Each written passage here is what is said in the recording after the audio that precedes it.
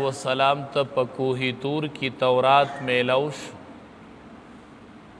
نو رب العالمین موسی علیه السلام ته د تورات میلاویدو نه پس وی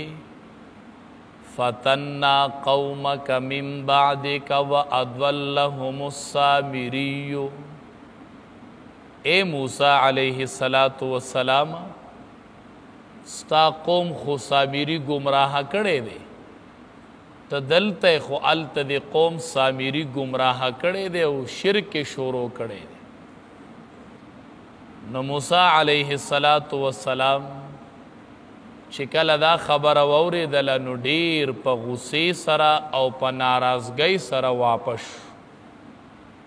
نو ځکه وایي ولما رجع موسی الی قومه کله چې موسی علیه السلام واپس شو خپل قوم ته غضبان اسفا غضبان مانا غضبناک ناراضه اسفا سخت شدید الغضب سخت غصو او خپو دا دواړه الفاظ چې دي غضبان اسفا دا یو بل ته نږدې دي د معنی په اعتبار سره غضبناک او ناراضه سخت غصه قال بئس ما خلفتموني من بعدي اعجلتم امر ربكم موسی علیه السلام ډیر د ناراضګۍ په حالت کې راغی قال وی بئس ما خلفتموني ډیر بد دی هغه کار چې تاسو زمانه پس کړی دی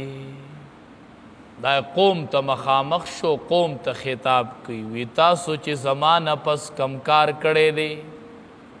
نو هغه هم ګوره ډیر بد کار کړی دی چې هغه عبادت د سخي دی علما وی دا خطاب وکړو هغې خلقو ته چې چا د سخي عبادت کړی نو وی بئس ما خلفتموني من بعدي نو تاسو د غیر الله عبادت کړی دی زمانه پسو تاسو ولې دا کار کو او یا دا بئس ما خلفتموني دا خطاب دی هارون علیه السلام ته او د هغه مؤمنانو ملګرو ته نو بئس ما خلفتموني تاسو زمانه پس د خلافت حق نه دی ادا کړی موسی علیہ السلام هارون علیہ السلام ته ویلي و کنه وی اخلفنی فی قومی و اصلح د قوم به اصلاح کوي ګورې نو موسی علیہ السلام ورته وسوی تاسو د خلافت حق نه دی ادا کړی د خلافت حق خودو چې دی د غیر الله عبادت کو نو تا ولې نه منع کول اعجلتم امر ربکم وی تاسو تعدی کړی دا د حکم د رب خپلنا مطلب دا چې تاسو تلوارو کو شرکم وکو او د رب د حکم انتظار خو اونکو د رب د حکم نه مراد مطلب داره چې زما انتظار خو ونکو د سخی عبادت خو شروع کو زما انتظار خو ونکو ما ته د رب حکم کیږي نو تا ولې زما انتظار نکو نو دا هارون علیہ السلام او دا هغه ملګرو مؤمنانو ته دی خطاب کوي والقى الالواح واخذ براس اخيه نو وی غرزولې هغه تختی واخذ براس اخيه او وی نیو سر ضرور خپل د هارون علیه السلام سری ونیو او تختی وغورځولې علما وایي دلته د موسی علیه السلام دوه عملونه قرآن ذکر کړي دي دې دواړو ته چې ظاهرا سړی وګوري نو دا د پیغمبر د شان مناسب نه دي یو دا چې هغه تختی وغورځولې او په تختو خو تورات لیکلی شوی او نو دا خو د پیغمبر د شان سره مناسب نه دي دا خود الله د کتاب د توهین کړي دي بل دا چې د هارون علیه السلام چې علما وایي دا د دنه 3 کاله مشر دای مشر رورو نو هغه د سر او د ګیرې نه ونیو ځان ته یې راخ که نو دام د پیغمبر د شان سره مناسب نه ده چې سړی مشر رور او بیا نبی پیغمبر یو سړی د سر او د ګیرې نه نیسي او ځان ته یې راکاږي نو دا خو چونکې د اولو العزم او د نبی د شان سره مناسب نه دي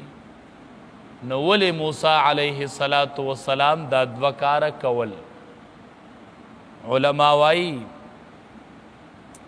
یو دا دی چې والقى الالواح وی غورځولې تختی نو علما وایي د غورځولو مطلب دا نه دی چې وی غورځولې هغه تختی نو کی ښودلې دا تختی خو دا تختی چې کله ږدي سړی نو دا په دوه قسمه دي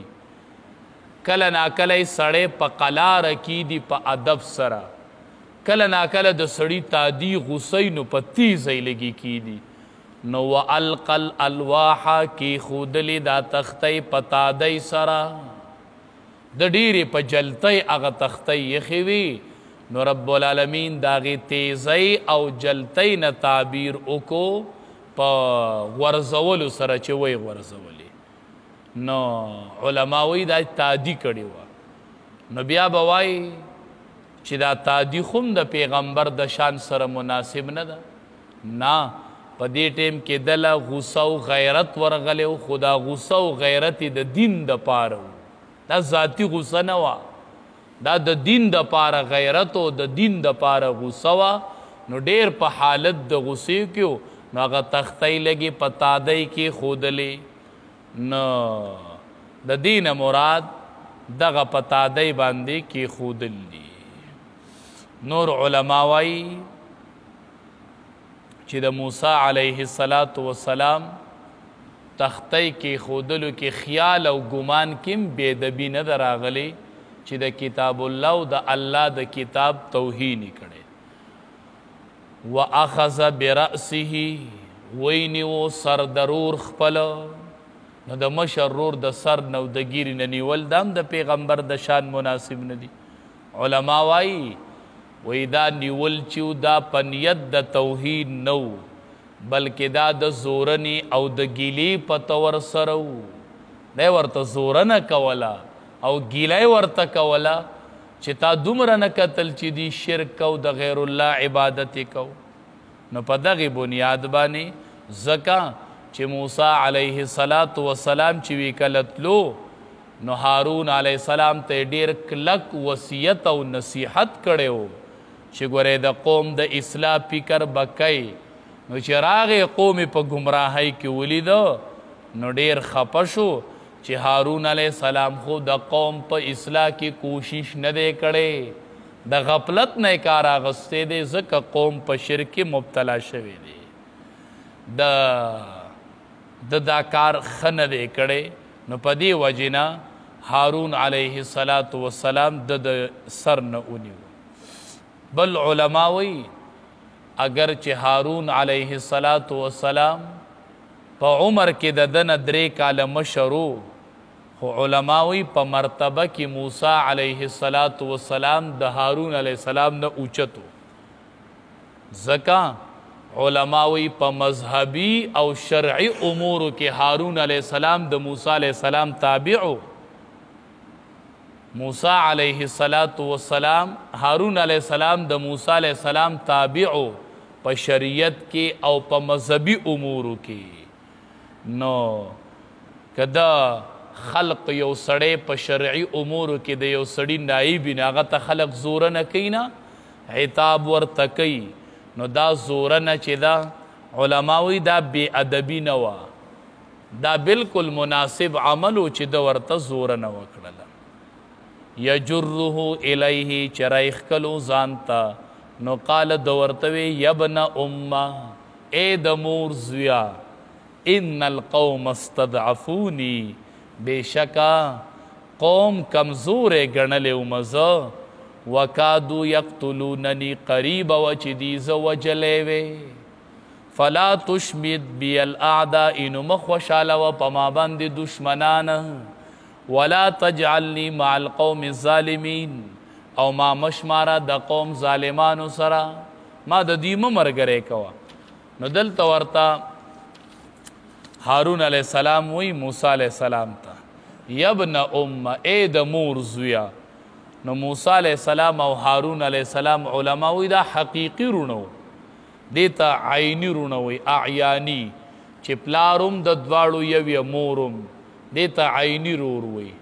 او چې میندې جدای او پلار یې یوي نو ده ته اخیاپي رور وی.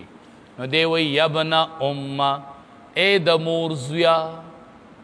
نو علما وی چې دا خو حقیقي رونه و، دواړه مور او پلار کې دواړه شریکو. نو دی ورته بیا ولی وی چې د مور زویا، د مور او پلار زوی ورته ولی نه وی. علما وی دلته د ذکر د مور چې کړی دی دی د ترحم د رحم د پاره کړی دی. د مور واسطه یې ورته ورکړله، د مور طرف ته دا رحم ډیر سیوی، نو ځکه یې ورته د مور ذکر وکړه. نو دا د پاره د رحم چې په ما رحم وکړي. نو وی یبن ای د مور زویا، ګوره ما تا د یوې مور راوړي نه یو، د یوې مور شریک نه یو، د یوې مور پی خو نه دي خوړلی. نو دا د رحم د پاره خلق سړي ته مور یادی، او د مور طرف ته علما وی دا رحم سیوی په نسبت سره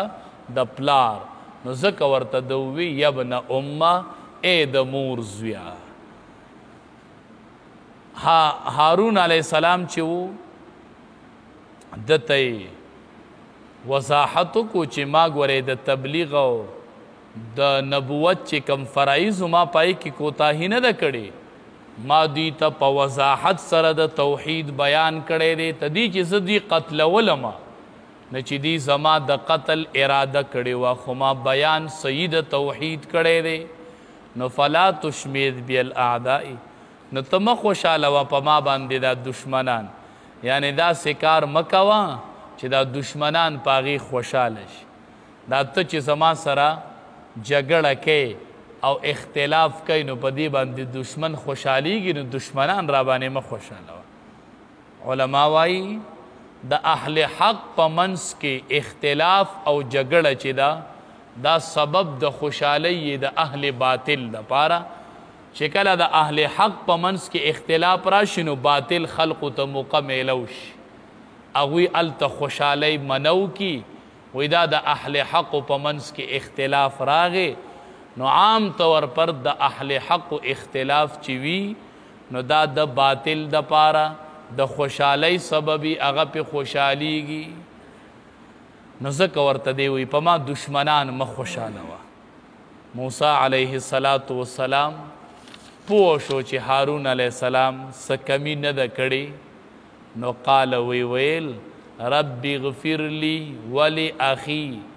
یا رب زما بخنه وکه ما ته، ولی اخی او زما ورور تم وکه، مونږ دواړو بخه الله. وادخلنا فی رحمتک، داخل که مونږه په خپل خاص رحمت کې. وانت ارحم الراحمین، تو زیات مهربانی د رحم کوونکو نه. چې کله ورته حقیقت ظاهر شو نو طلب د مغفرت وکړو د ځان نه پسو، او ځان باره کې وی الله ما وبخه. ولې زمانه په حالت د غصې کې که کومه کوتاهي شوي نو الله په هغې مې وبخه. یا د هارون علیه السلام نه چې څه کوتاهي شوي نو یا الله هغه م وبخه، او موږ دواړه په خپل رحمت کې داخل کا، او نور انعام را باندې موکړه، او په خپل قرب کې راته نورم ترقی راکړه. الله مونږ نورم یو بل ته مونږ نورم الله ځان ته نږدې کا. فرمایي ولما رجع موسی، کله چې واپس راغی موسی علیه السلام الی قومه، خپل قوم ته، غضبانه په غوسه کې، اسفه او غمجن. قال نو ویل بئس ما، ډیر بد دی، خلفتمونی چې تاسو نیابت کړی زما، من بعدی پس زمانه، اعجلتم امر ربکم، آیا جلتی وکړله تاسو د حکم د رب خپلنا. والقى الالواح، ځکه علما وایي د دې معنی هم داسې کوئ کیښودلې تختۍ، داسې مه وایئ چې وی غورځولې تختۍ. وَأَلْقَ الْأَلْوَاحَ کی خودل تختی دا انبیاء شان بارک بدا سے الفاظ استعمالی همنا دا دا انبیاء بیدبی رازی وَأَلْقَ الْأَلْوَاحَ کی خودل تختی وَأَخَذَ بِرَأْسِ أَخِيهِ او وینی ولو سردرور خپل یجرہو الیہ چراخ کلو الیہ زان طرف تا قال ابن امہ اویل ہارون علیہ السلام ایزویا دمور ان القوم استضعفونی بے شک قوم کمزور گنٹیو مزا